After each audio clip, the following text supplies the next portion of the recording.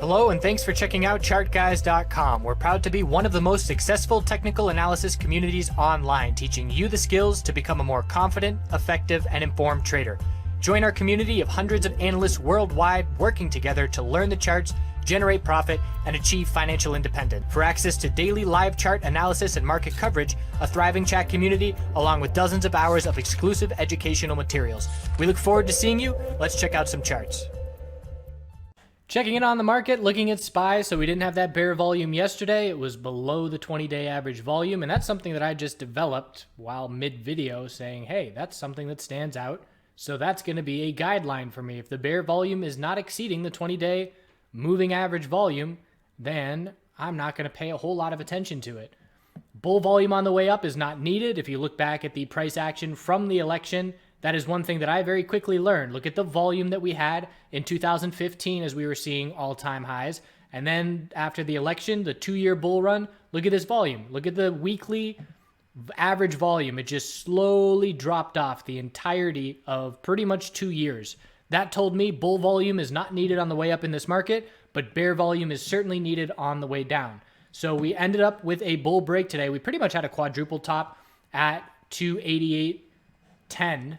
And it was with pre-market levels as well. So that was our level to be watching, 288.08, then 288.10, then 288.11 in first response to the FOMC minutes. Yesterday, the high of the bounce, 288.08. So it was a quadruple or quintuple top, and it was an inverse head and shoulders pattern on the hourly time frame. There's our left shoulder. The low of yesterday was the head. We hit it pre-market with a double top at the neckline.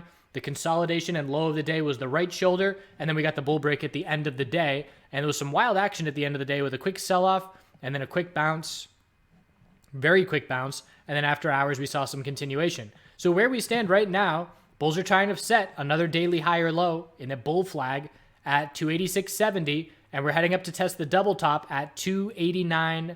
It's actually 288.93 and 288.91 is where our double top is, including extended hours. So that's the resistance level the bulls have their sights set on into tomorrow. We're also going to be watching the RSI at 70, which has continually rejected the price. And if we're going to make a bull run to the all-time high in the next couple of weeks, we're going to have to get over that level convincingly.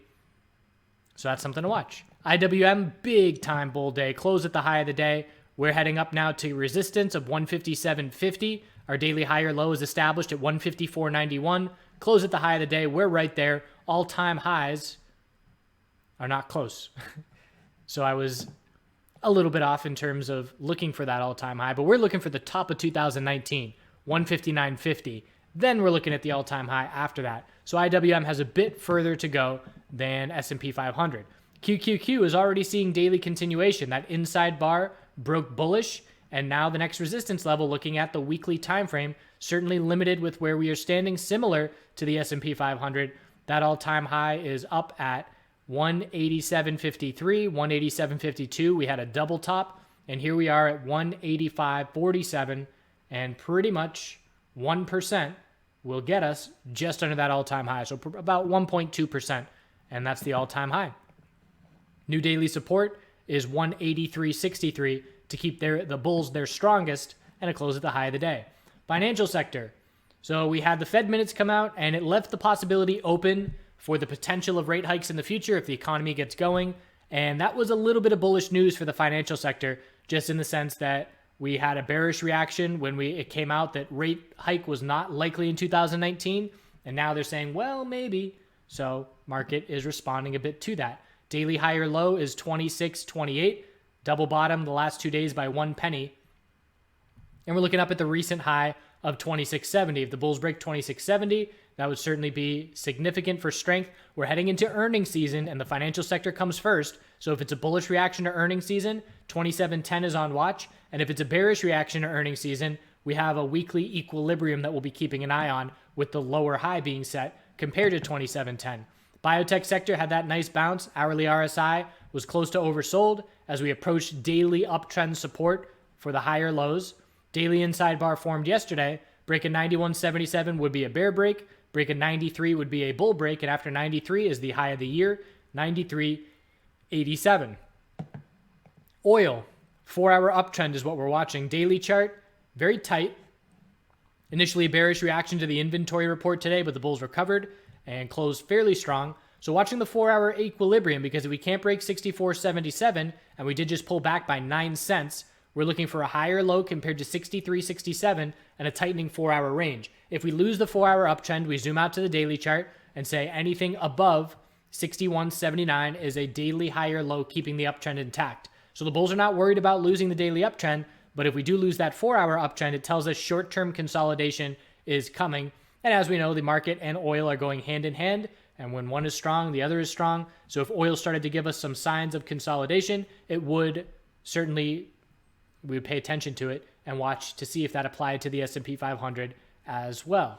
Natural gas double topped at that resistance. We were watching the inverse head and shoulders pattern. 272 was the resistance, and we rejected right from that resistance.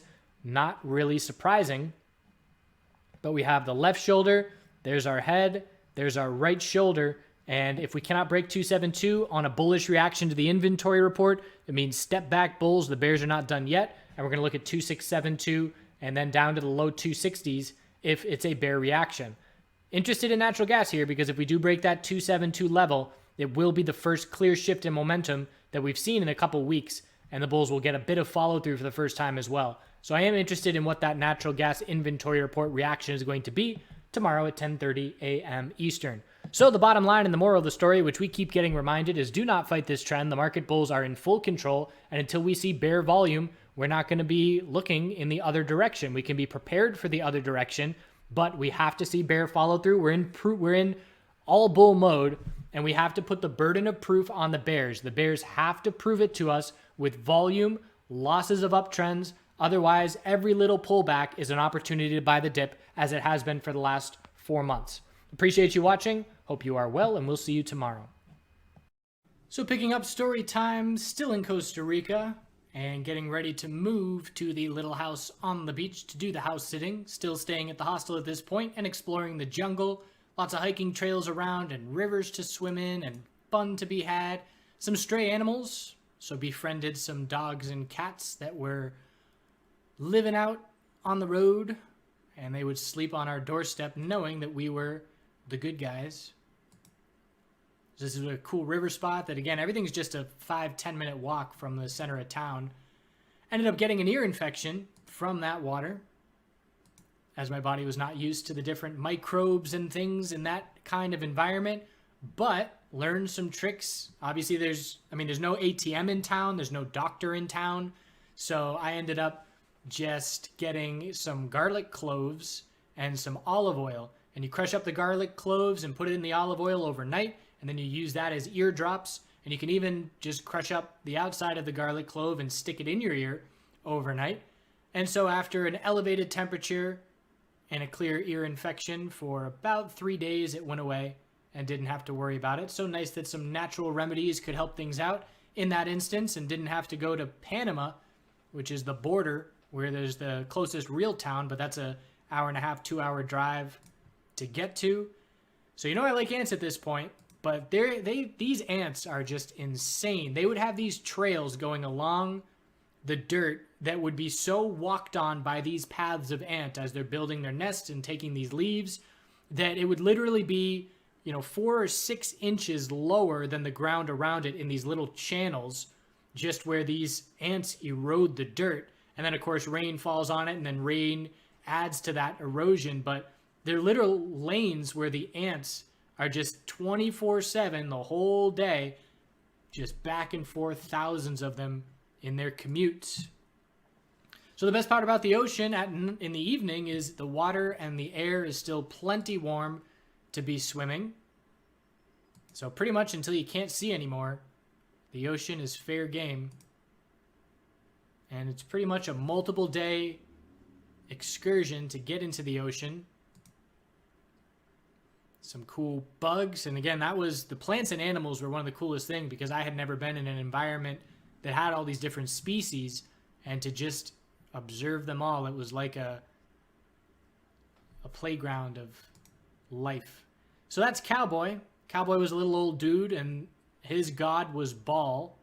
Anything with a ball, that's all he cared about in his life. He was probably double digits age at this point, and he has since passed on, but he was still killing it in terms of running for that ball. As many times as you would throw it, he would go get it. So our job consisted of every morning walking 100 feet to the wide open beach that was to ourselves and throwing the ball for the dogs and playing with the dogs and swimming, and that was it. And this is Baloo. Baloo spoke Spanish and Cowboy spoke English. Baloo was much younger. So if you wanted her to come, you'd say, "Benga!" And Cowboy would give her a run for her money in terms of going after that ball. But they were a great duo to hang out with, so we spent the next 4 weeks hanging out with them. And I'll tell some stories, some dog stories where we fought off wild packs of wolves from the mountaintop. I actually already told that story, so some of you OG TCG viewers know that story. But it's a good one. I'll see you all tomorrow. Have a good day.